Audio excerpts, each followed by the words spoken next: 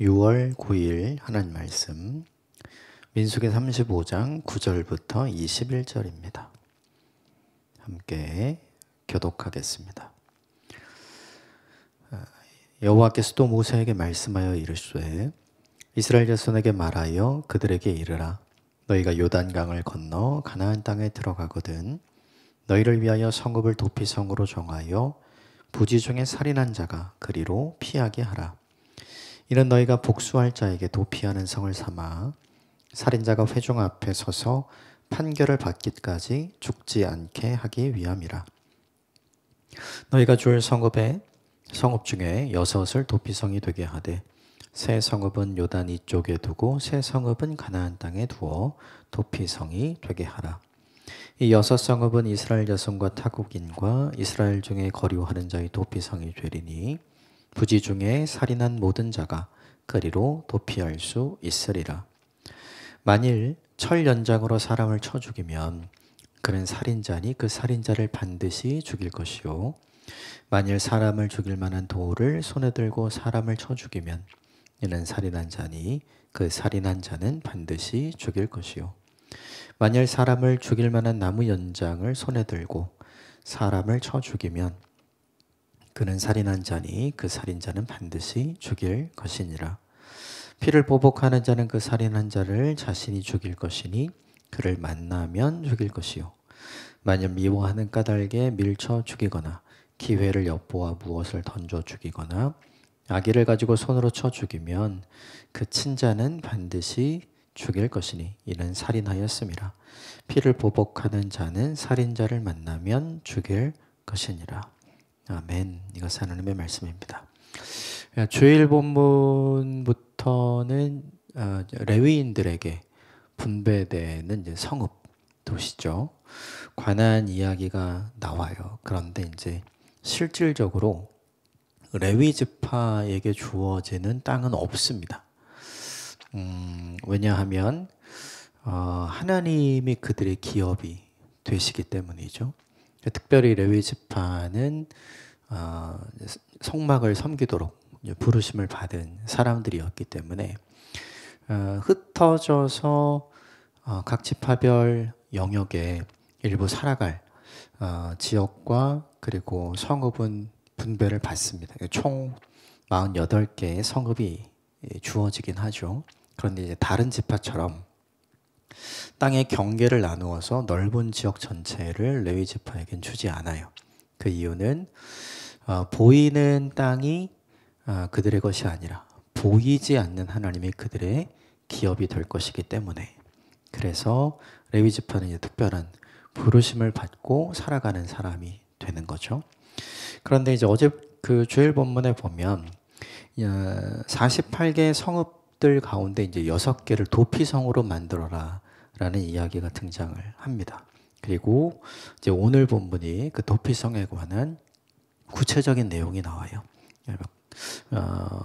9절부터 15절까지가 이제 도피성에 관련된 내용이고 그리고 16절부터 21절까지는 이제 고의를 가지고 살인을 한 자를 어떻게 처리할 것인지에 관한 이야기가 나옵니다. 몇 가지만 좀 함께 살펴보고 적용해 보도록 하겠습니다. 먼저 9절부터 12절까지 같이 읽겠습니다. 9절부터 12절 시작.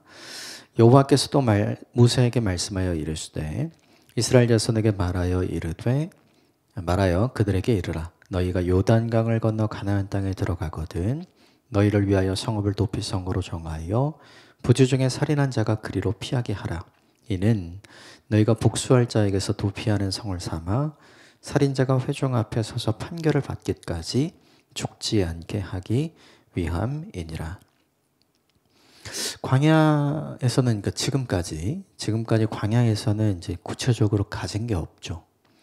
그러니까 광야는 이제 자신들이 살아갈 곳이 아니기 때문에 그리고 살아갈 수도 없는 곳이죠.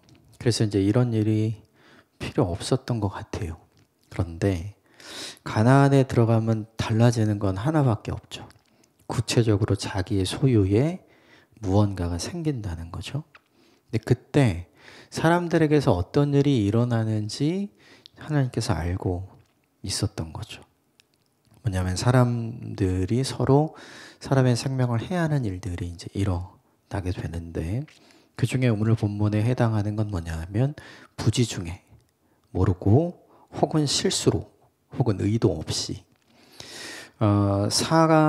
이거는 말하자면 사고인 거죠. 사고 때문에 이 생명에 관한 죄를 짓게 되는 경우가 있다는 거죠. 그것 때문에 이 살인 사건이 벌어지게 되면, 즉 이 사고가 일어나면 어떻게 해야 할 것인가. 먼저 생각해 볼 게 뭐냐면 의도가 없고 고의성이 없고 그리고 사고로 일어난 것에 대해서 결과는 분명히 살인이죠. 그런데 가해자와 피해자가 분명히 있고, 그런데 하나님께서 이 본문에서 보여주는 건 뭐냐면 결과만 보지 말고 과정도 보라, 이걸 이야기하시는 거죠. 과정을 보지 않고 결과만 보면 네가 우리 가족을 죽였으니 우리도 똑같이, 눈에는 눈, 이에는 이, 똑같이 너도 죽여야 되겠다. 그렇게 이제 시작을 하게 되면 이제 끊임없는 복수의 굴레가 돌아가게 되는 거죠. 그러니까 이 장면을 막기 위해서, 이런 악순환을 막기 위해서 하나님께서 이제 도피성을 만든 거예요. 도피성은 부지중에 혹은 고의 없이 사고로 누군가를 죽게 한 사람이 그 모든 과정에 있었던 일을 소명하고 온전하게 재판을 받을 때까지 살아갈 수 있는 그런 공간이 되는 거죠. 그래서 12절을 보면 이제 이 도피성에 오는 사람들의 특징이 있는데, 첫 번째는 죄인들이 오는 거죠, 도피성은.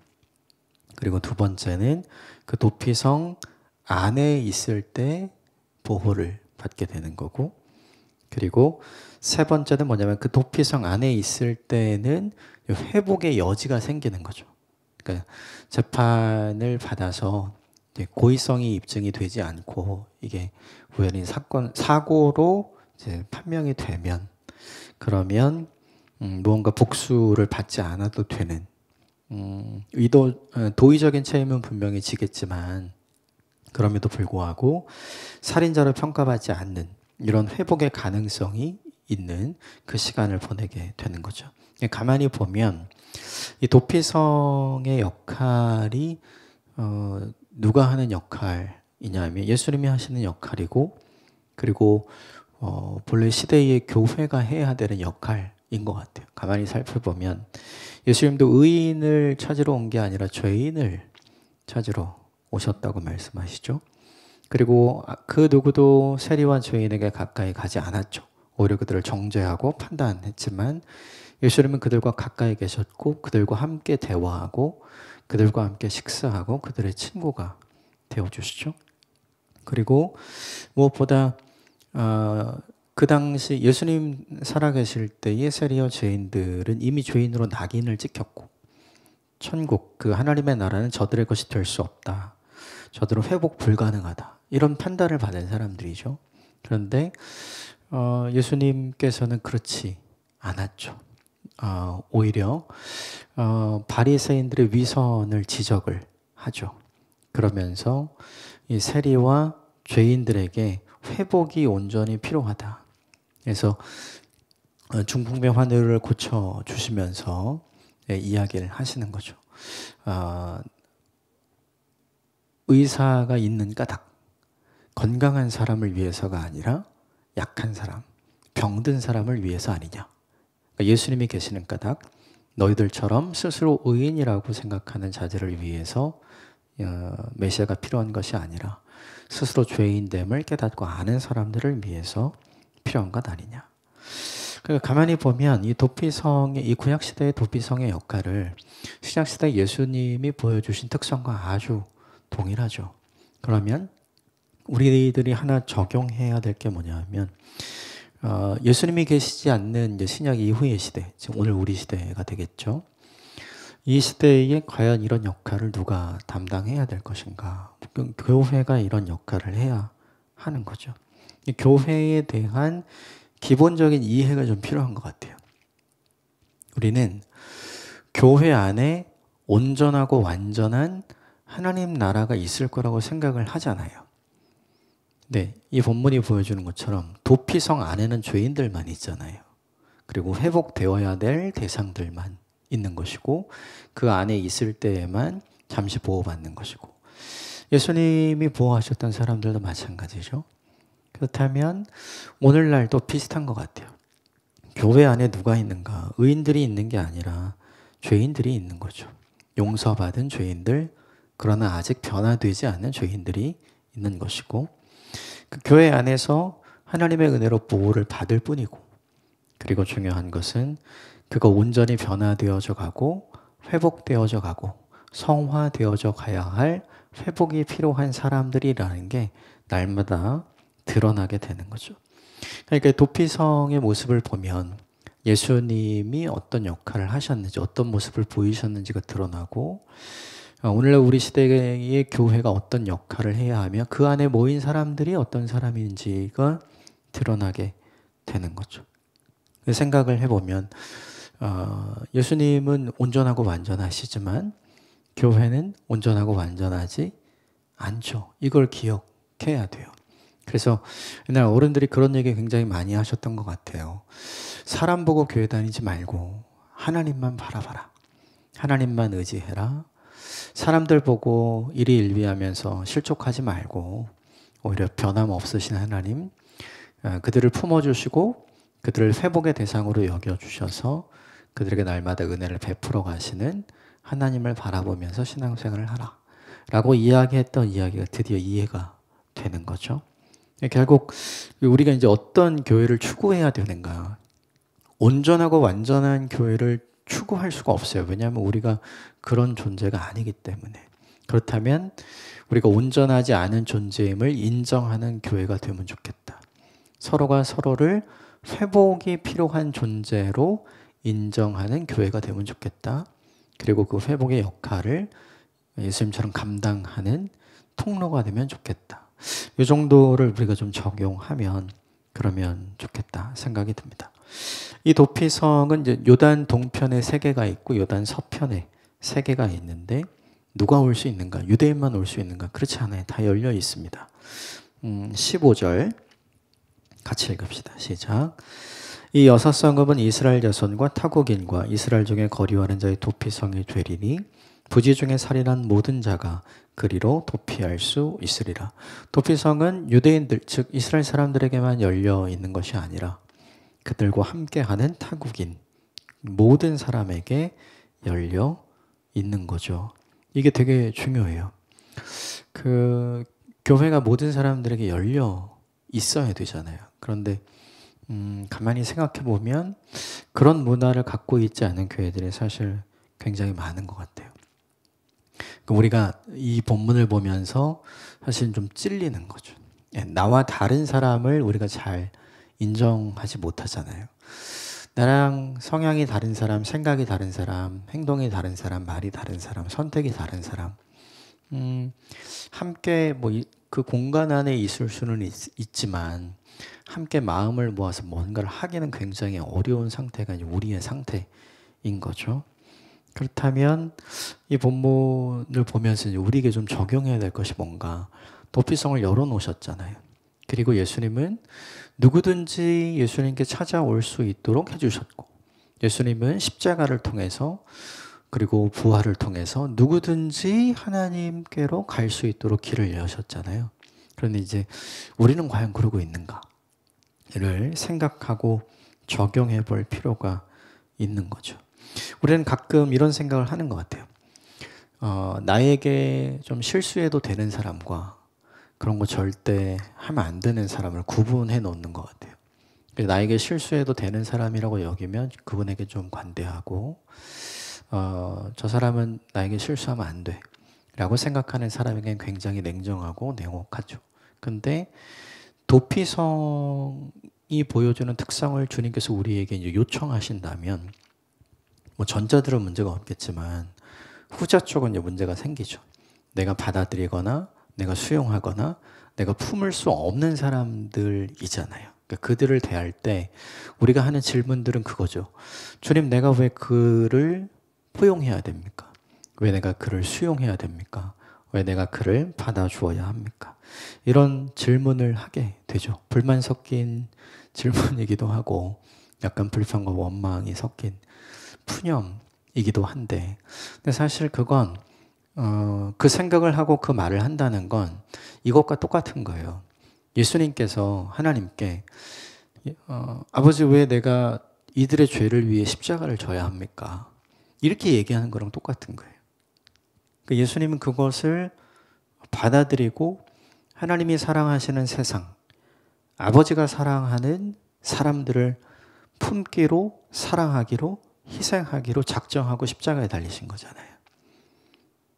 우리에게 주님이 뭘 원하시면 바로 이제 그 모습을 원하시는 거죠. 이게 한 번에 될 수는 없는 것 같아요. 그러나 이게 우리가 하나님 나라 가기 전까지 안 돼도 문제인 거죠.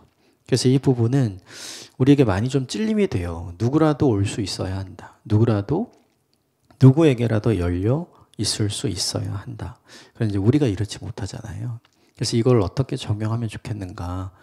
조금씩 달이 지나고 해가 지나면서 조금씩 넓어지면 좋겠다. 그래서 내가 품을 수 있고 수용할 수 있는 사람들이 조금씩 늘어나면 좋겠다.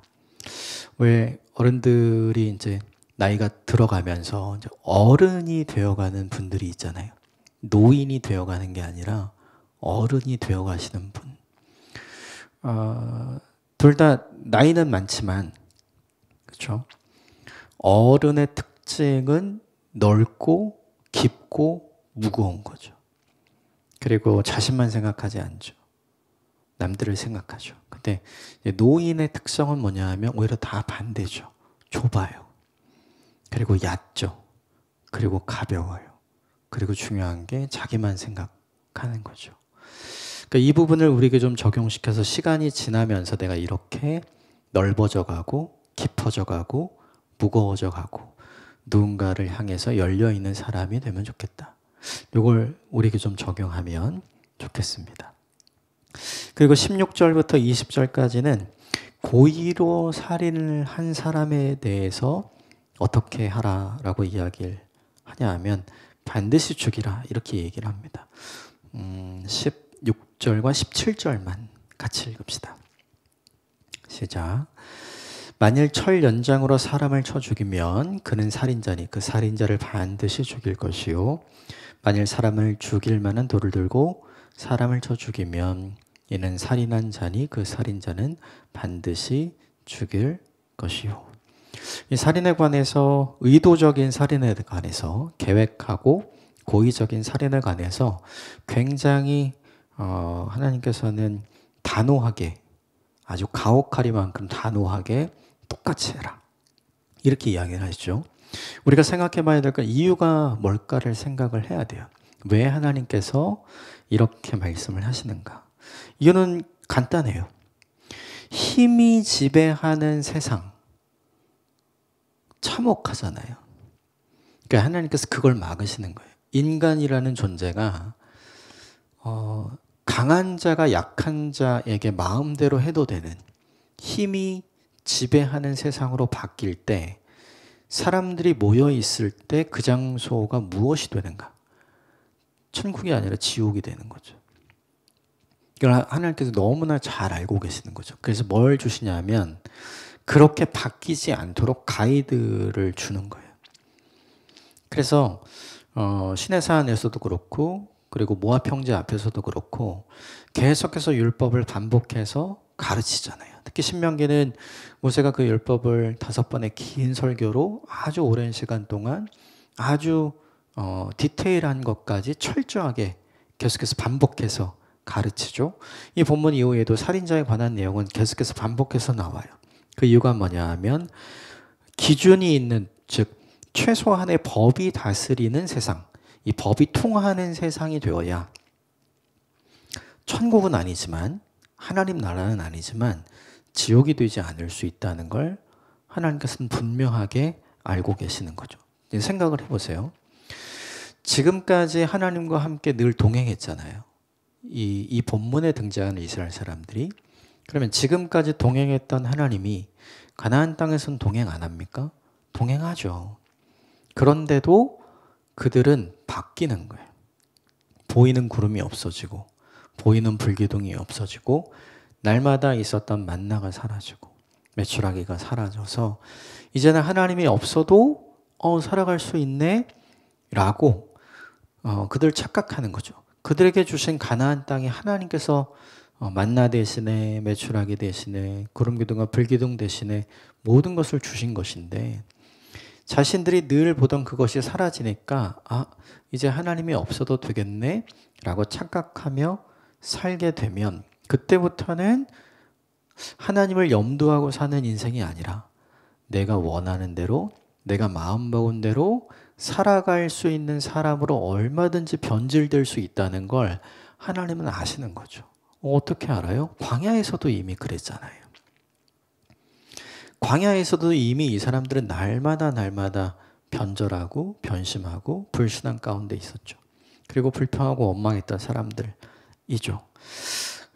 최소한 하나님께서 이들이 어떤 사람인지를 정확하게 아셨던 것 같아요.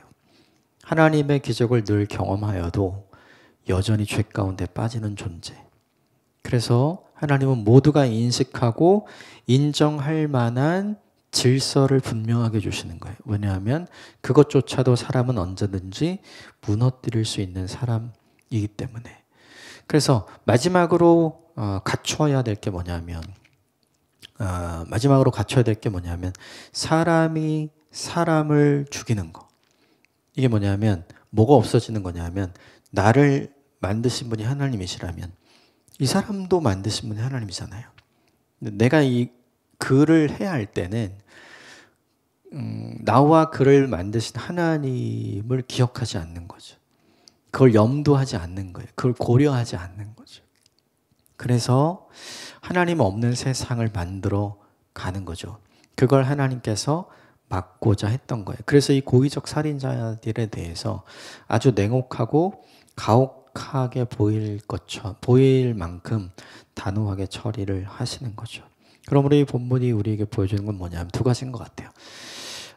하나님을 늘 경험하는 사람이라도 순식간에 바뀔 수 있어요.